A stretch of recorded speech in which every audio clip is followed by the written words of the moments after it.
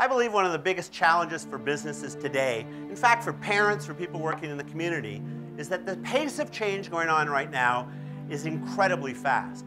Some behavioral psychologists actually believe, it's hard to say, some of them actually believe that human beings are now driving change faster than we can adapt physiologically, which is a bit scary. So let me put this in human context. The oldest living person in the UK is a woman named Neva Morris. Neva was born in the year 1895, making her an incredibly ripe 117 years old later this year. But for Neva, 117 years is just one lifetime. And look how the world's changed in that lifetime. When she was born, the telephone had just been invented but not yet commercialized. In France, the Lumiere brothers had made the first motion picture, but there weren't any theaters for anyone to watch it in yet. Neva would be a teenager before radio came along. She'd be middle-aged before the first black and white TV sets, and she'd be past retirement age before the first portable music listening device, which was called the transistor radio, if you remember that. I have a 10-year-old who has an iPhone today. He picks it up whenever he can so he can play games, listen to tunes, watch movies, or theoretically call or text anyone on planet Earth. Neva, in one lifetime, has witnessed the first automobiles, the first man-powered flight, the first transatlantic and around-the-world flights, the first man standing on the moon, the first mission to Mars, and the first space station, permanently floating above Earth and theoretically accessible to anyone who's reasonably fit and can afford the fare like Guy Laliberté from Cirque du Soleil. So from horse and buggy to space tourism in one lifetime, that is a staggering amount of change. And as technology advances, that change is getting faster and faster.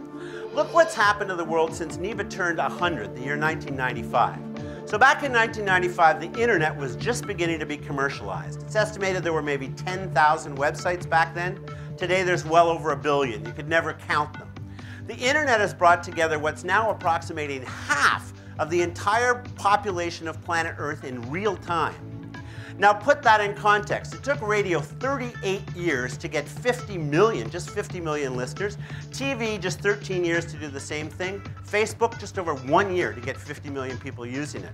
And the biggest television network in the world, we think of like the BBC as being television. The biggest network in the world is YouTube by a long shot. They now serve up over 1 billion videos every single day to 500 million regular users.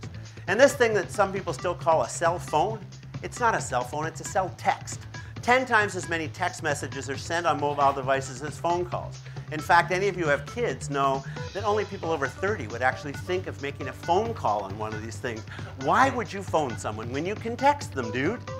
That's how the world is changing. It's changing incredibly quickly, how we think of each other, how we interact, how we view the world. It's all changing, and the changes happen predominantly in the last 17 years. So what? Interesting statistics. What does that mean to us? Well, here's what I find interesting driving leadership in this type of change.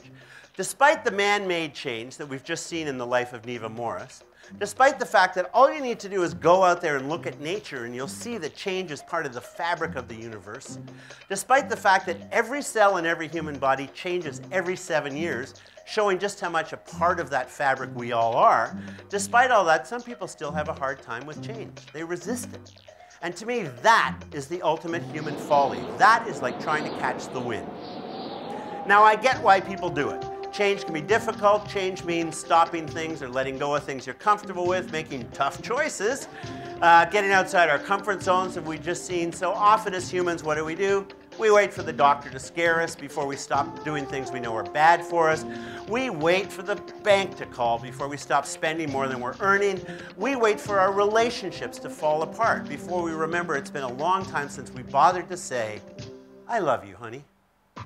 And it's no different in the world of business. General Motors did not have the courage to make the tough choices its markets told it to make for 25 years, so it paid the price of resistance. Atari invented video games and then stood still while other companies created a huge industry. Polaroid invented instant pictures and then were crushed by digital photography. And sadly, so was Kodak recently. The list of companies that were once leaders in their industries but that didn't adapt and change includes some of the world's once great brands that went from being leaders to being losers. Now contrast that with organizations and with leaders and teams in those organizations who did have the courage to make tough choices. The greatest of them all was IBM. Lou Gerstner stepped in 1993 when they were losing $8 billion a year. They had 120 days of cash. He ripped the guts of the company out. The organization that commercialized laptops and mainframes got out of hardware altogether. It was gut-wrenching and the greatest turnaround in business history. In the mid-90s, Jack Welch over at GE said, "We're in so many businesses, I don't even know what we do. So here's the rule, we'll be number one or number two in any industry, or we'll get out of that industry altogether," forcing his managers to rule the businesses and run the businesses on a very tough set of rules. They threw off some great businesses, but a good choice.